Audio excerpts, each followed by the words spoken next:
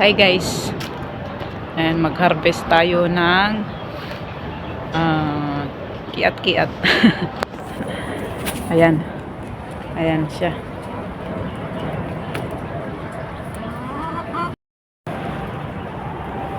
Ayan, ano na siya, oh, nag-yellow na lahat. Harvestin ko na lahat, pang-apat na harvest ko na. Doon wala na, naubos na. Ito na lang, nag-iisang puno ang harvestin ko. Pero na anuhan ko na to, na kuhanan ko na to ng kaya medyo konti na lang. Kasi pag hindi ko siya harvestin, madali siyang masira.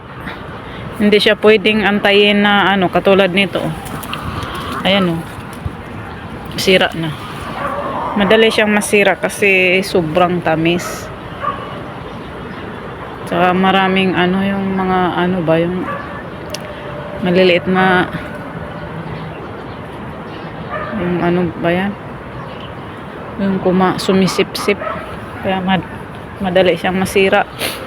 Kaya habang sana yung green pa lang, kailangan harvestin na siya para hindi siya masira. Ayan. Biro mo ilang puno lang ito. Isa, dalawa, tatlo, apat na puno. Pero magsawa ka sa kakakain. Kasi bawat puno maraming bunga.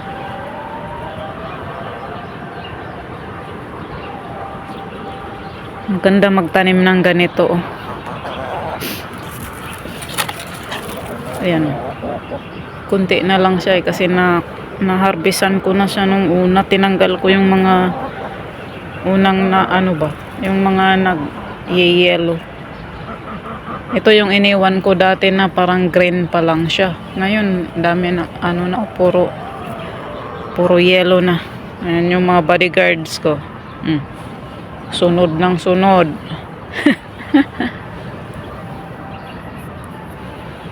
Bodyguards. Ayan, na harvestin na natin guys.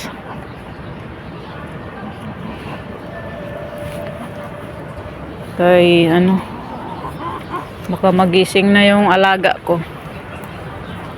Ayan, sira na. Ang daming sira na. Ayan, sira. Ayan, sira na.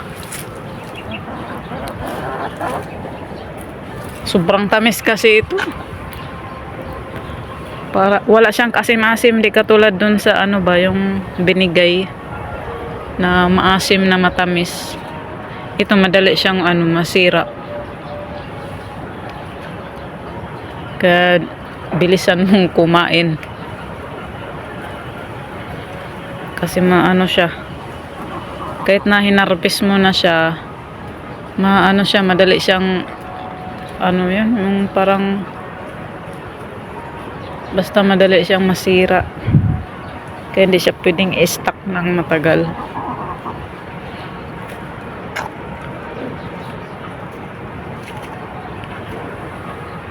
Madali pag kakain ako nito madali ako mabusog. Daling hindi ka rin pwedeng kumain ng marami kasi sobrang tamis. Araw-araw pwede. Kunti-kunti lang. Siya, sige guys, mag-harvest na ako. Maliliit lang ito siya. Maliliit. Tinatawag kong kiat-kiat. Kasi di ba yung kiat-kiat maliliit, kaso lang sa atin sobrang orange.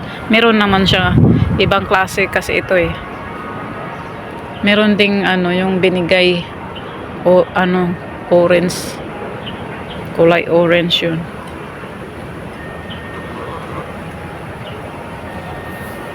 Ito kasi hindi kasi pwedeng gawing antayin mo pa. Pag sobrang hinog na ito, sira na siya. Yung talagang kulay yellow na, yung ay talagang kulay orange na. So, sira na siya.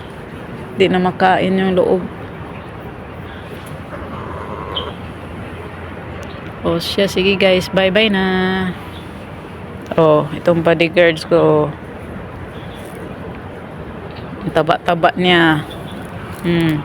Manok-nok. Ayun, taba-taba rin.